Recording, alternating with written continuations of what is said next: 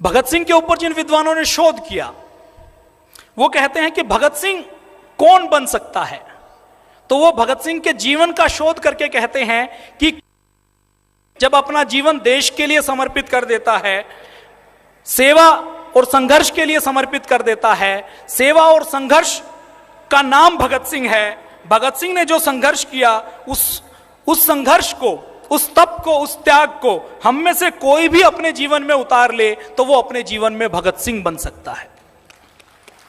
भगत सिंह के एक मित्र शिव वर्मा उनसे अंतिम समय में जेल में मिले, तो जेल में मिलने के बाद शिव वर्मा ने, रिश्तेदारों की जब बातचीत चल रही थी कि भगत सिंह की मौत के बाद उनकी विरासत कैसी होगी, कौन उनके उत्तराधिकारी होंगे, तो भगत सिंह ने कहा था कि जो मेरे काम को आगे बढ़ाएंगे वो मेरे रिश्तेदार होंगे, मेरे उत्तराधिकारी होंगे। भगत सिंह राजगुरु सुखदेव का स्मारक, उनको शहादत उन्होंने 1931 में दी, 1947 में आजादी मिली। आपको जानकर आश्चर्य होगा और दुख होगा कि आजादी के 20 वर्षों तक शहीद भगत सिंह का कोई स्मारक नहीं बनाया गया। 1968 में हुसैनीवाला में पहली बार शहीद भगत सिंह का स्मारक बनाया गया। 1971 की लड़ाई में वो क्षेत्र पाकिस्तान के अधीन आ गया। पाकिस्तानियों ने शहीद आजम भगत सिंह के स्मारक को तोड़ दिया। शहीद आजम भगत सिंह की मूर्ति को अपने देश में ले चले। उनके पास शहीद आजम भगत सिंह की एक मूर्ति थी और उनके 93,000 सैनिक हमारे यहां बंधक थे।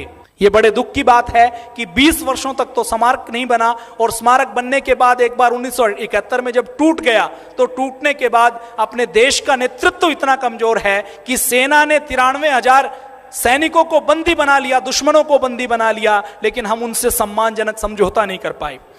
सरदार भगत सिंह कितना स्वाध्याय करते थे, कितनी पुस्तकें पढ़ते थे। 8 अप्रैल 1929 से लेकर 23 मार्च 1931 तक 716 दिनों तक जेल में रहे। उन 716 दिनों में 300 पुस्तकें सरदार भगत सिंह ने पढ़ी, और पतली पतली पुस्तकें नहीं, 300, 400 पन्नों की पुस्तकें सरदार भगत सिंह ने पढ़ी। 8 अप्रैल 1929 से 23 मार्च 1931, 716 दिनों में। और जेल में कोई लाइब्रेरी नहीं थी। यह तो तब है जब हर पुस्तक का नाम याद करके, पब्लिकेशन नाम याद करके और लेखक का नाम याद करके व्यक्ति जो मिलने वाले आते थे उनसे पुस्तकें मंगवानी पड़ती थी। सरदार भगत सिंह का पुस्तक और पिस्तौल का 24 घंटे का साथ था। वो ये कहते थे कि जब तक हम स्वाध्याय नहीं करेंगे, जब तक बार बार नहीं पढ़ेंगे, तब तक हम अपने देश की सेवा भी अच्छी तरह से नहीं कर सकते।